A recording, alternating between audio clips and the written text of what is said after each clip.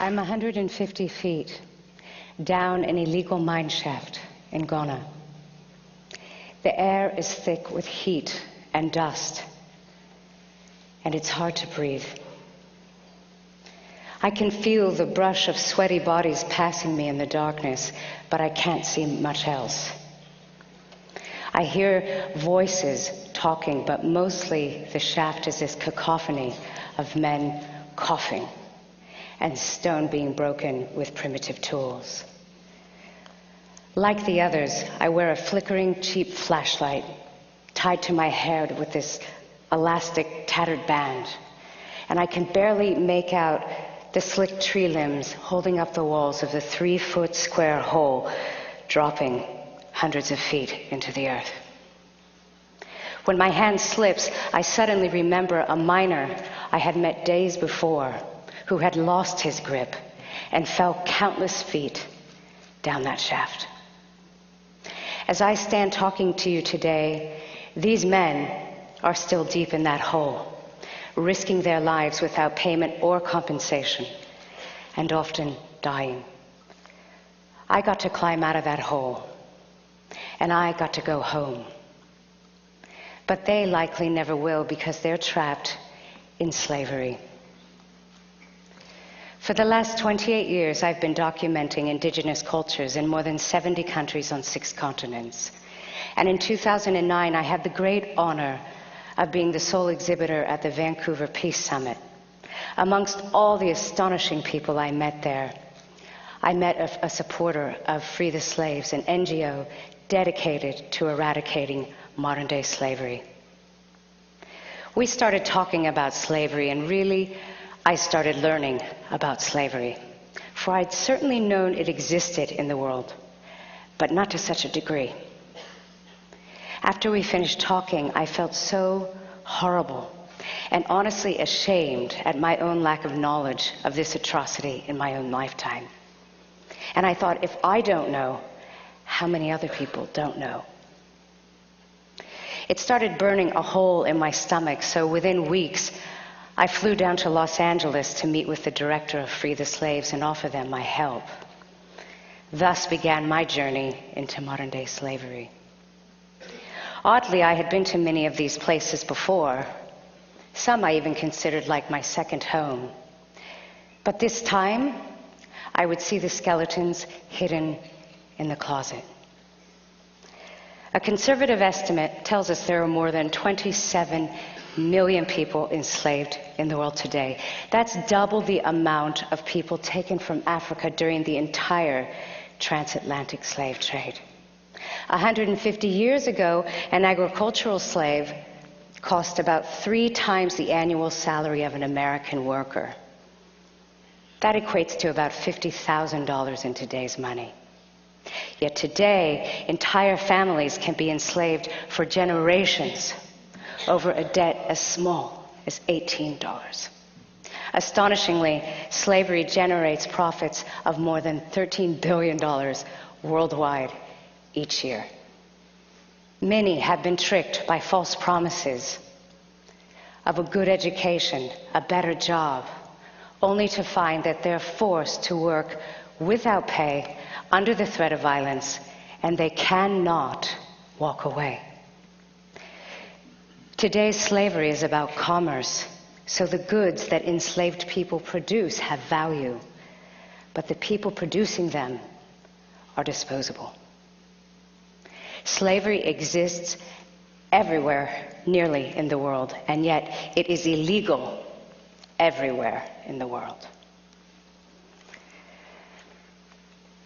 In India and Nepal, I was introduced to the brick kilns. The strange and awesome sight was like walking into ancient Egypt or Dante's Inferno.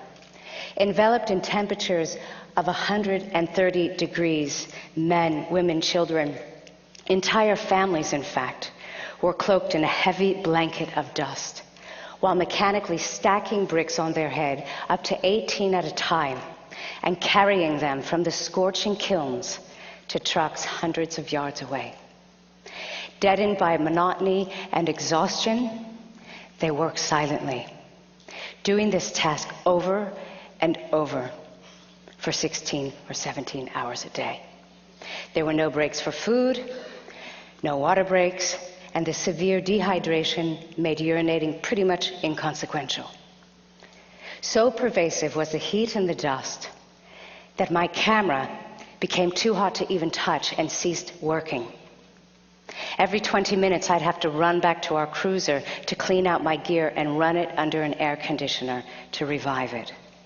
And as I sat there, I thought, my camera is getting far better treatment than these people. Back in the kilns, I wanted to cry. But the abolitionist next to me quickly grabbed me and he said, "Lisa, don't do that. Just don't do that here." And he very clearly explained to me that emotional displays are very dangerous in a place like this, not just for me, but for them. I couldn't offer them any direct help. I couldn't give them money, nothing. I wasn't a citizen of that country. I could get them in a worse situation than they were already in. I'd have to rely on Free the Slaves to work within the system for their liberation, and I trusted that they would. As for me, I'd have to wait until I got home to really feel my heart break. In the Himalayas, I found children carrying stone for miles down mountainous terrain to trucks waiting at roads below.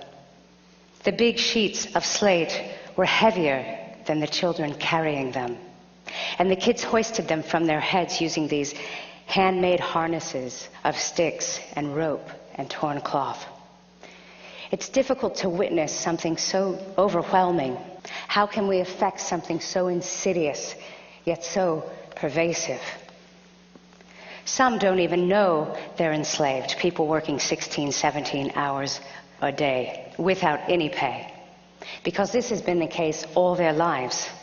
They have nothing to compare it to. When these villagers claimed their freedom, the slaveholders burned down all of their houses. I mean, these people had nothing, and they were so petrified they wanted to give up. But the woman in the center rallied for them to persevere, and abolitionists on the ground helped them get a quarry lease of their own, so that now they do the same back-breaking work, but they do it for themselves, and they get paid for it, and they do it in freedom. Sex trafficking is what we often think of when we hear the word slavery. And because of this worldwide awareness, I was warned that it would be difficult for me to work safely within this particular industry. In Kathmandu, I was escorted by women who had previously been sex slaves themselves. They ushered me down a narrow set of stairs that led to this dirty, dimly fluorescent lit basement. This wasn't a brothel per se, it was more like a restaurant. Cabin restaurants, as they're known in the trade, are venues for forced prostitution. Each has small, private rooms where the slaves, women, along with young girls and boys, some as young as 7 years old, are forced to entertain the clients, encouraging them to buy more food and alcohol. Each cubicle is dark and dingy, identified with a painted number on the wall, and partitioned by plywood and a curtain. The workers here often endure tragic sexual abuse at the hands of their customers. Standing in the near darkness, I remember feeling this quick, hot fear. And in that instant, I could only imagine what it must be like to be trapped in that hell. I had only one way out, the stairs from where I'd come in. There were no back doors. There were no windows large enough to climb through. These people have no escape at all. And as we take in such a difficult subject, it's important to note that slavery, including sex trafficking, occurs in our own backyard as well. Tens of hundreds of people are enslaved in agriculture, in restaurants, in domestic servitude, and the list can go on. Recently, the New York Times reported that between 100,000 and 300,000 American children are sold into sex slavery every year. It's all around us. We just don't see it. The textile industry is another one we often think of when we hear about slave labor.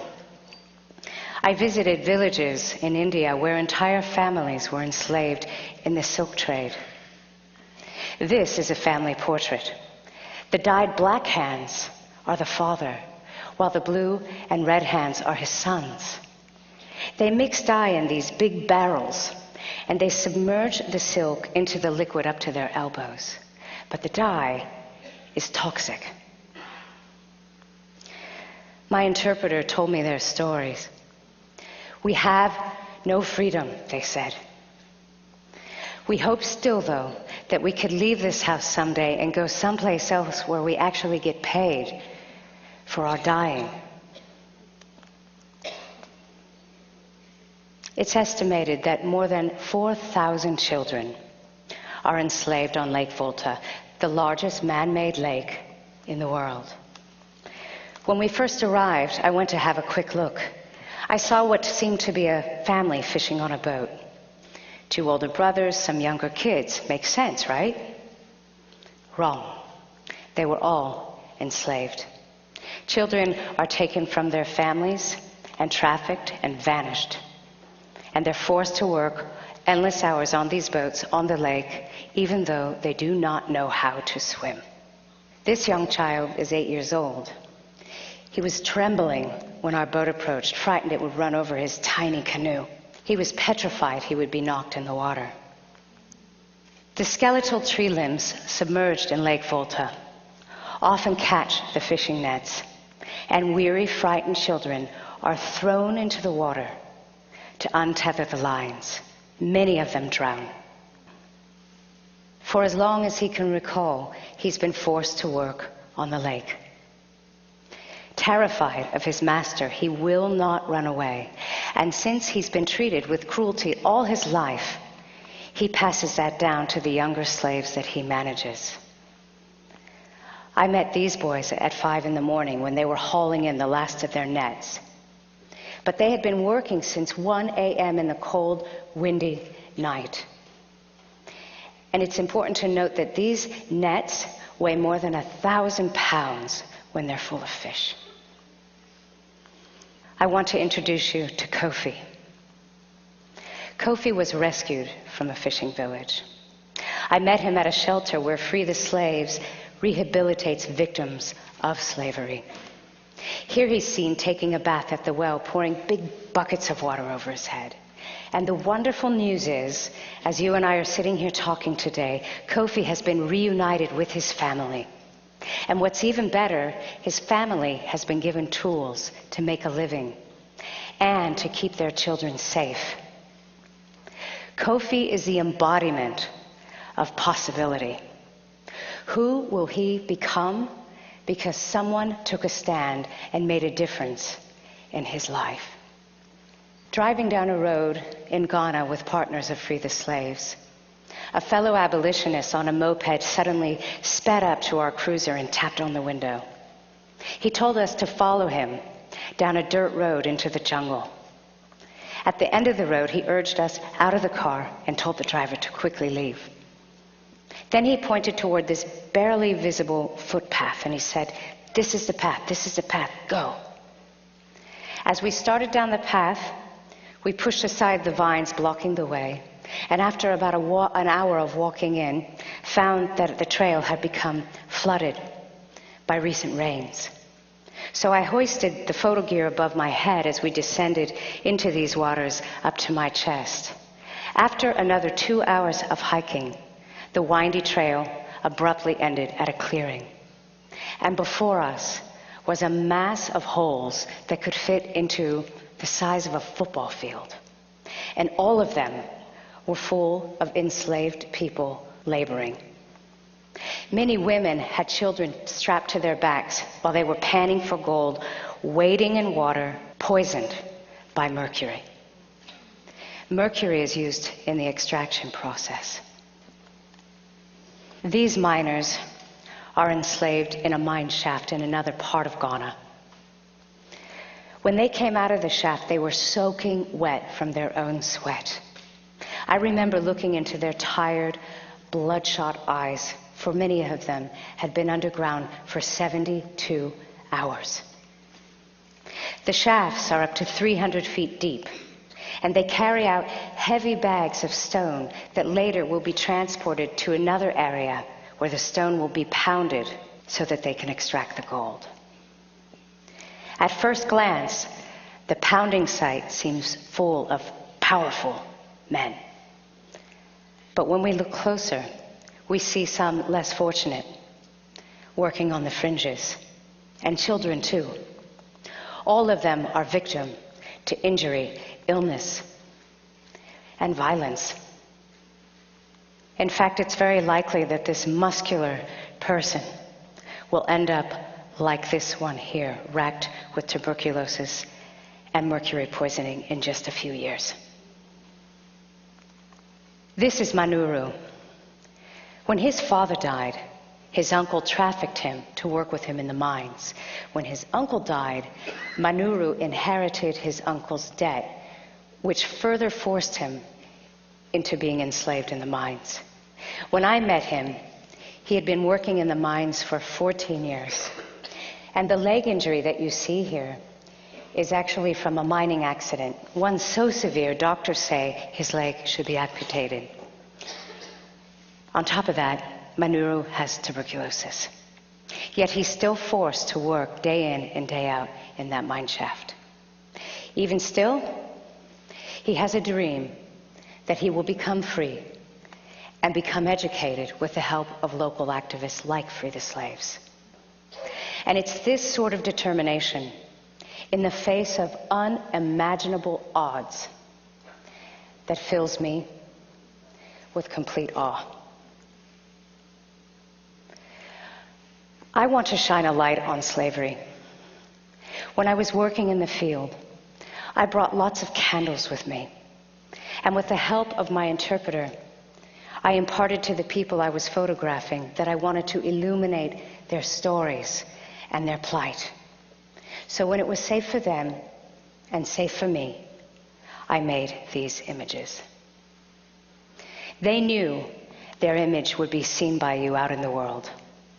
I wanted them to know that we will be bearing witness to them, and that we will do whatever we can to help make a difference in their lives.